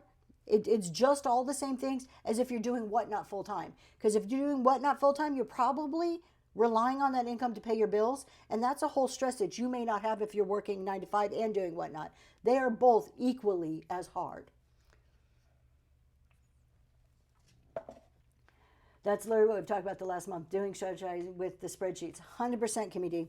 Okay, so what does this look like? Let's sum this up in an action statement. Because I have a revenue target, I know how often I need to go live and how much inventory I need to source. That keeps my spending aligned with my income instead of overbuying and tying up cash. Okay, so if we take a quick step back and we know we have to do 8 shows a month to meet that revenue goal, and every show we sell 100 items, 8 shows times 100 items, I need to source 800 things. Now I have an estimate in my mind on how much my inventory is going to cost me because I have a good feeling on how much I spend per item. Okay. So none of this is surprising. None of this is like, oh, I sourced great. I found great this month. I didn't find great. This is all plannable. This is all you can think this through and plan out shows, thus reducing stress in the long run. Okay. The next tax point that we're going to make, planning smooths cash flow across your weeks. Now, I need to make a really big point here.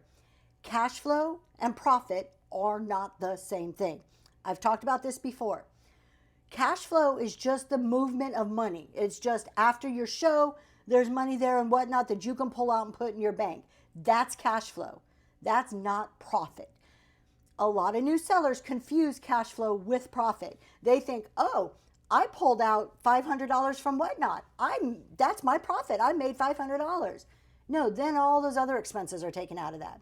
Cash flow keeps your business moving. Profit is a bottom line number. Two completely different concepts. We are focused on cash flow right now. Planning your cash flow smooths things out. Cash flow matters more than your sales. Yes, I said that. I said that your cash flow matters more than your total sales. Why? Because cash is king. And if you Dave Ramsey fans, you've heard this, cash is king. Why is cash king? Cash is the lifeblood of your business. Okay? Whether that cash is used by a debit card or not, it's cash. That is the lifeblood of your business. You should be managing it, planning it, and controlling it. You can't buy inventory, you can't buy supplies when you have no cash. I'm not talking about going into credit card debt. I would never recommend building a business on credit card debt. You cannot buy inventory if you don't have cash. You can't sell stuff in a show if you don't have inventory. You can't then create more cash in your show if you have nothing to sell. It's a trickle-down effect. That cash is king. Your cash flow, how you are managing those dollars and the flow of those dollars is vitally important to the success of your business. Planning income helps to balance the weeks with high sales and low sales. So you're not going to strike gold in every show. If you do, hallelujah, please come talk to me. I would love to learn from you. And I am serious about that. If you are hitting gold, top dollar in every single show you do, please message me so I want to pick your brain. More than likely, we're not striking gold in every show, okay? So we need to plan for that. Just like teachers don't work for 2 or 3 months, and if they're not getting paid in the summer, they have to plan for that during the months that they're getting paid, right? Any profession. Thank you for your purchases from the bin. I appreciate it. Guardrails talks about yes, the guardrails are the same thing, Kimmy, that I love discounts. Thank you. Also noting how long each show is to get that revenue. Gems, perfect point. Okay, businesses can be seasonal. We've talked about this. However, I strongly do not believe that in blaming the season on your sales. I do feel there are some legitimate things happening, but there's always something happening. I do feel that right after Christmas time, the first couple of weeks of January, people did spend, it's culturally, in America, they spend a lot of money in December. So typically there's less money in January. However, yes, my love, you want to say something? Yeah, 1 second. Excuse me. If you're buying anything from the bin, any PDF or Excel spreadsheet or anything else that is a digital item, please send us a DM with your email address. That way we can, as soon as the show is over, send you that file right away. Thank you. I do not believe that we can always blame the time of year for our lack of sales. So we need to plan our income. We can't say, oh, the J months are slow. Oh, this is slow. There may be some seasonality. If you sell Easter items, maybe people aren't buying Easter items in June because of what you sell. But you can't always blame the time of the year because there's always a time of the year. There's always something happening. Yes. If we don't have it, we try to follow up with you guys. Like if we don't see your email, we try to follow up with you. Okay. Even income supports consistent payments and savings. by planning your shows, planning that income on a consistent measure helps you with your payments and your savings. Natural state high. Paying on this app 24/7. They are exactly natural state of high. So we want to plan. We don't want to be chaotic, right? What's easier? You work a 9 to 5 job, right? And you know every 2 weeks you're getting that paycheck. That's a pretty comforting feeling. That's a pretty nice feeling. No, hey, on the 15th of the month, I'm going to have X number of dollars coming in. Whatnot's typically not like that, you would think, right? We have more control and power over that than you realize. By knowing your average order value, planning your inventory to correlate to the show on how many items you need to sell, how many times you're going live per week or per month, what that average order value is, you're planning your income. You can, to some degree, recreate the comfort of, I know I can bring in X number of dollars on a weekly basis. That is controllable. Now, can you control somebody buying? No, you cannot. But you can go back and look at a history and say, consistently, I have made this much money per show. I'm going to be conservative. If I consistently make $500 per show, moving for my projections to what I can expect, I'm going to lower that number some to be very conservative, to account for things, the unknown, things that I can't control. And I'm going to say, you know what, I'm going to cut that in half. I can pretty much count on $250 a week by doing X number of shows per week based on my history. Okay? And now that I know that I can count on that, as long as I'm consistent and doing the same things and not changing it up, but you're talking behind my back. So you can still create that consistency within your Whatnot, but it's up to you. I'm going to tell you, you're not going to be able to do it though with, I think I'll go live Saturday. You know what? I got some family stuff. I'm not going to go live today. I'll go live tomorrow. No, if you treat it like a business, you show up for your business, you make this an appointment, make an appointment with your future business self to be there, you can recreate consistent regular income on Whatnot. Now, is it going to be enough to survive and pay all of your bills? I can't tell you that. That's up to you. But you can create it. Okay? Smoother cash flow reduces financial stress and rushed decisions. How many of you don't have money in the bank, something happens, and you're like, oh, I'm going to use my credit card, or oh, I better have a sale. How many people have seen that, right? Or have been in that trap of, I don't have cash flow right now. We're going to go back. Cash flow matters. Cash flow is the lifeblood of your business. If you have cash flow and you're regularly putting money in savings, here's the other thing. Hate me if you want.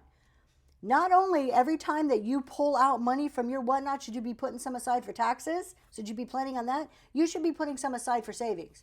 You cannot grow on an empty bank account. You cannot grow when you have nothing.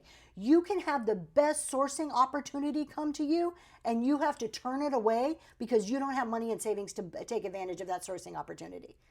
These are things is in your control and that you should be planning for as a business owner. You can't grow without proper cash flow planning. Oh, I bought too much jewelry. I need to sell some of it. Yeah. So you can't buy in bulk. You can't take advantage of savings from buying in bulk. You can't grow. You can't take advantage of sourcing opportunities, and you fall into a credit card trap if you are not properly managing the cash.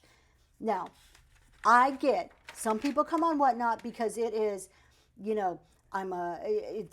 I need to make extra money. Maybe it's, Carolina, you got that giveaway. Congratulations. Maybe it's a situation where I'm a stay-at-home mom. I need some extra money to pay the bills because my household isn't cutting it. This still works for you. You can still apply these same concepts to that. This isn't a concept that is just like, I want to be this big structured business, so this is how I'm going to do it. This is a basic concept in managing money personally and managing money for your business. So let's look at, how does this look? Good morning. How does this look like in action? Instead of one huge show and then nothing for weeks, I spread shows out. That way income comes in more evenly, which makes it easier to cover my regular expenses and set aside money for taxes. That's what it looks like in real life, in whatnot life, okay? Point number 4, we're still good on time. Let's do another giveaway. All right. Burlap, good morning. Okay. Taxes become predictable when income is intentional. I am going to do my best to put it on YouTube because we are in a different setup, and the multicasting was not available for this setup. So I'm recording it and I'm gonna try to put it on YouTube. Good morning, by the way. Good morning. We try, if we were at home in our studio, it's always broadcast to YouTube, or multicast to YouTube, but we are in a hotel this morning. So it's a little bit different for today. Okay, taxes become predictable when income is intentional. So predictable income leads to predictable taxes. We already talked about that. We talked about how you're in control of that. Here's the key point I want to make here. Taxes aren't some punishment that's just thrown at you and you never know what's going to happen. This isn't like you snuck out of your house and you don't know how dad is going to ground you. You don't know if you're going to, have to stay in for 2 weeks or the whole summer. That's not how taxes work. They are completely in your control and within your responsibility. It's your responsibility to know what they are ahead of time and then to pay them. So throughout the year, you should know that. The IRS doesn't say, the IRS doesn't fall for, I'm sorry, I didn't know how much money I was making. No, it doesn't work that way. You make money intentionally, then you also have to intentionally account for the taxes that go with that money. Intentional income supports quarterly planning instead of year-end scrambling. I already asked earlier in the chat, how many of you are cringing for April 15th? I don't know what's about to hit me. We're in January now. Taxes are due in 2.5 months. I don't know what's coming my way. You should not feel that way.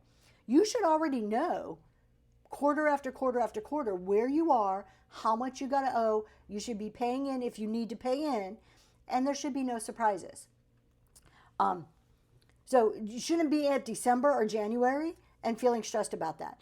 By tracking our income, we can also track our taxes, and we're in control of it. If you're making too much money, the only reason you pay taxes is because you make money. If you're making too much money and you don't want to pay taxes, back off on your shows. It's a pretty simple solution. Now, I think it's a blessing to pay taxes because it means I made money. Does that mean that I'm not going to do everything in my power to lower my taxable income in legal, ethical ways? Absolutely, 100% I am. Okay? Regular income patterns make financial forecasting easier. Here's the B word. I'm going to say it. Budget. Regular income patterns make financial forecasting, creating a budget, easier. Okay? I know it's the bad word. I know everybody's like, don't give me that budget word. It's kind of important. I can almost guarantee you there is no large corporation that does not work off of a budget. They do. And you know why?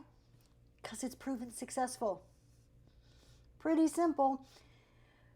All the big corporations, any company in the United States is probably working off a budget.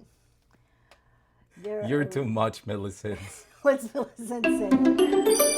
There are over 60 people here for Texas early in the AM. Oh, thank you. Thank you, Millicent. All right. So I said the B word. Yes, you should be budgeting. But you know what? If you don't like the B word, get rid of it. It's a plan. It's your plan how you're going to control your cash flow. Cash is the lifeblood of your business. What are you doing to control it? That's all a budget is, right? I have a question about budget. It's not business, of course. Ask away. Wow, you're an absolute race. Good morning, Miss Kim. You. Good morning, Choco Dog. Brittany, I will be watching the chat. Ask away. Planning reduces reactive decision making. Do you prefer any app or writing it by hand? My recommendation is to use what works for you. I will never recommend a specific app because I don't know what you prefer. Some people are very paper and pen, as you can see. I kind of lean to paper and pen. But some people are more technology-wise. So find what works for you. There are wonderful apps out there for budgeting, for business, accounting. And then there's good old Microsoft Excel, and there's paper and pen. You need to find what you're going to do consistently. I find for like my show notes, something like this is consistent for me. I have gone back to Excel. I did QuickBooks for a year last year, decided I don't want to do QuickBooks. Curly Q, you got that giveaway. Congratulations. Decided I don't want to do QuickBooks. I am back to using Excel for my accounting because you know what? That's the tried and true, and that's what works for me. So pick what's going to work for you and what you're going to stick with for everything, for your business and for your personal. Okay. You always excel. I love discounts. Here's the last one. I have one more tax point after this, but I got to make this point. Planning reduces reactive decision making. Have you ever seen the shows? And these shows grate on my nerves. What am I? Brittany, can I make a spreadsheet to save her life? Oh, well, help her, Southern Charm. Kimmy says, what helped me was working admin days into my schedule and staying consistent with whatever you will continue. Absolutely, Kimmy. You've got to block time in for it. Because if it's I'll do it someday, I'll do it someday, I'll do it someday. Someday never comes. Trust me, someday is never going to get here. Do what Kimmy does. Put some time aside. It's your business. It should be just as important as any other thing on your schedule. Setting time aside for your financial planning is just as important as setting time aside for a show. 100%. Okay. All right, I'm going to go on.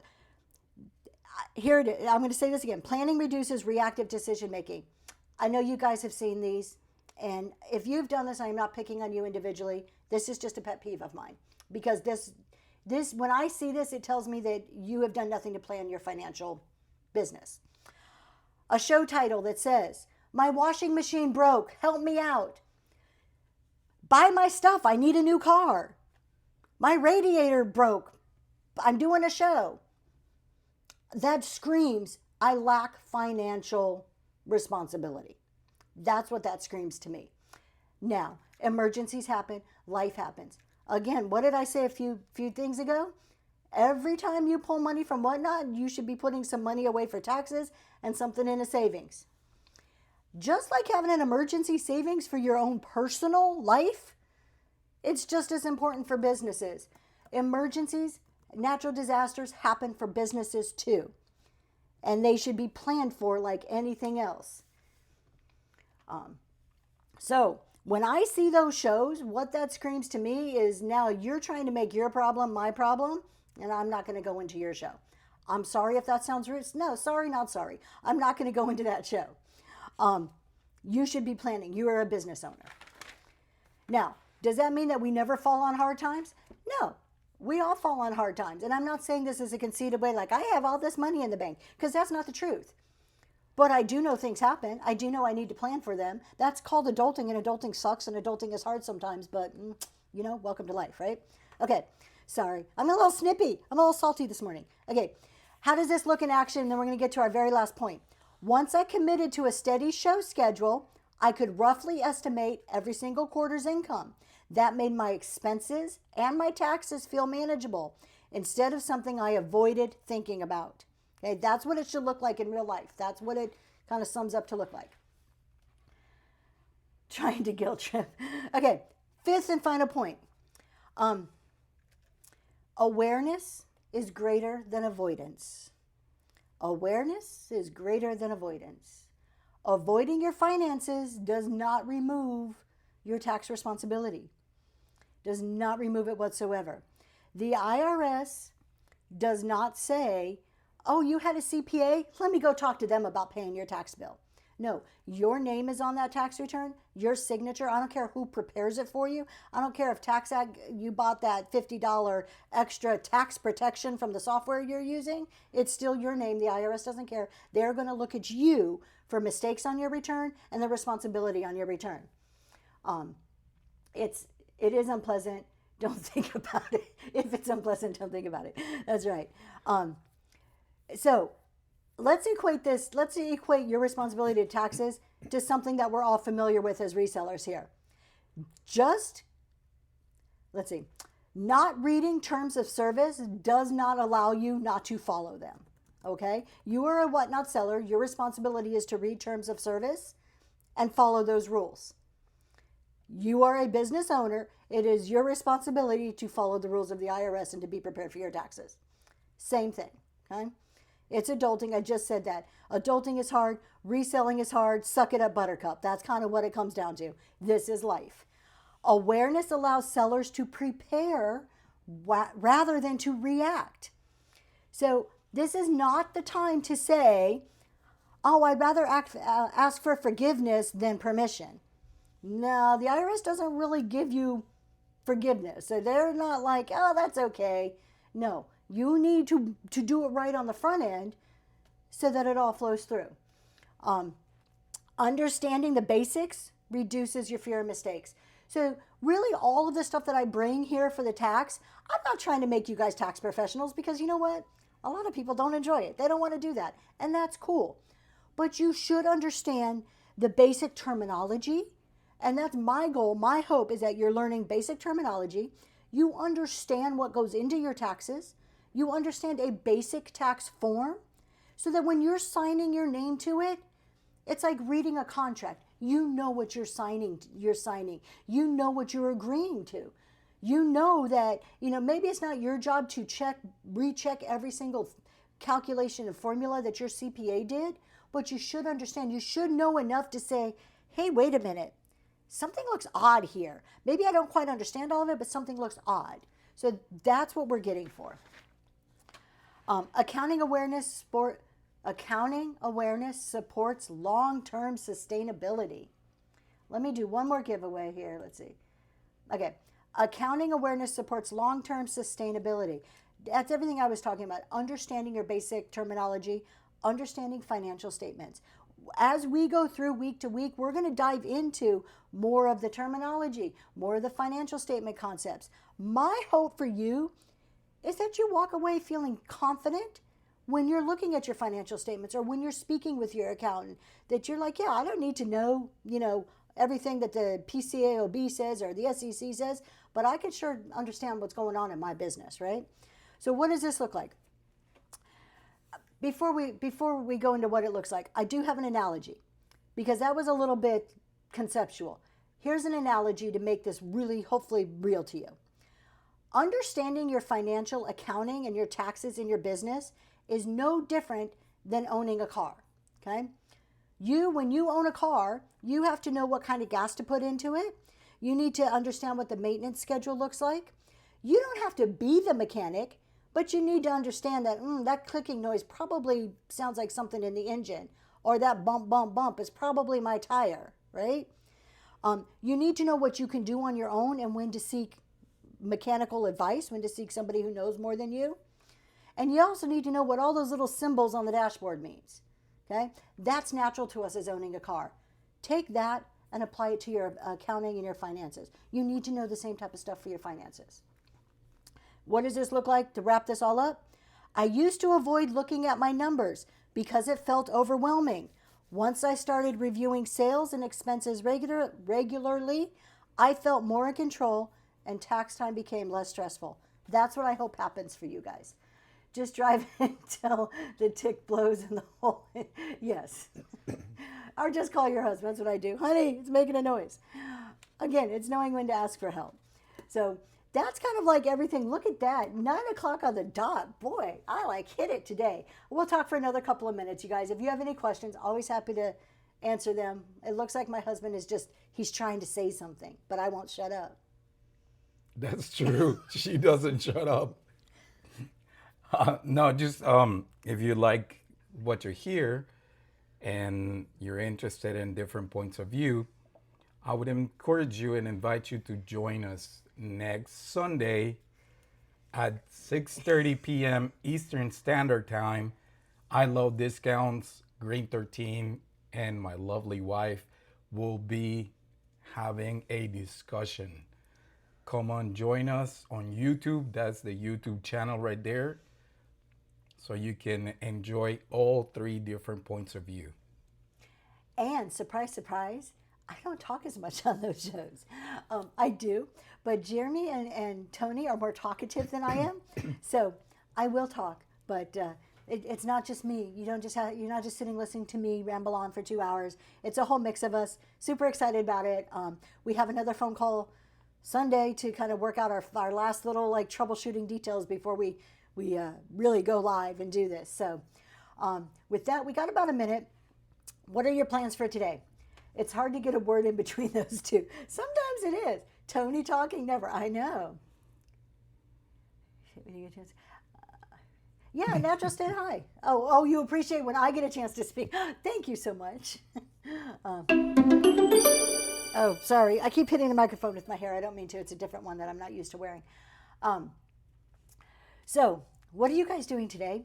Real quick before we go. We got about a minute. I want to let that giveaway go. I could always pull it and we can leave. But I'm going antiquing. I'm going to go see if I can buy some more stuff that I can't fit in my truck to take home. We're going to have to buy a bin and put it in the back of the truck, but we're going antiquing. And then we have cheer practice, so that's my whole day. If you guys know of any good spots in Indiana, shoot them to me. I'm in Indianapolis. Don't worry, I'll set my glass shows for you. Yes, noon, I love discounts. You guys share your shows. If you're in here, you're a seller, please feel free to share your shows. We've got about 40 seconds before that giveaway goes, and then we are going to go raid. Working, but you work from home. I work from home too. I love it. That's good and bad, right? Prepping for basketball travel this weekend. Fun. Are you going anywhere really cool, Natural State High? I say cool like I'm in Indiana. Like I don't know what's even here. Staging for my show this afternoon at 1:30. So go see Ruthie at 1:30, you guys. Show tonight at 7. A Monster Mama has a show tonight. Thank you so much, Forgotten Memories. Grocery store. Oh, I don't like the grocery store. I do Sam's. Thank you. A lot. Too much. Small town.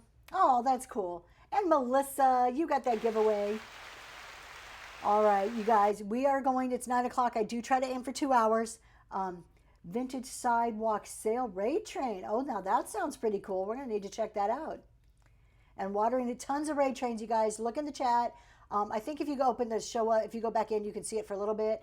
But okay, with that, we're going to go raid. Have a great weekend, everybody. Good luck for all of you with kids playing sports. And like I said, I will try to put the recording on YouTube. It's going to take me a little bit of time because I have to edit everything and upload it. So it depends on how fast this goes. But I'll do my best. And there's lots of people putting shows in there, so check those out, you guys. All right. Have a great weekend.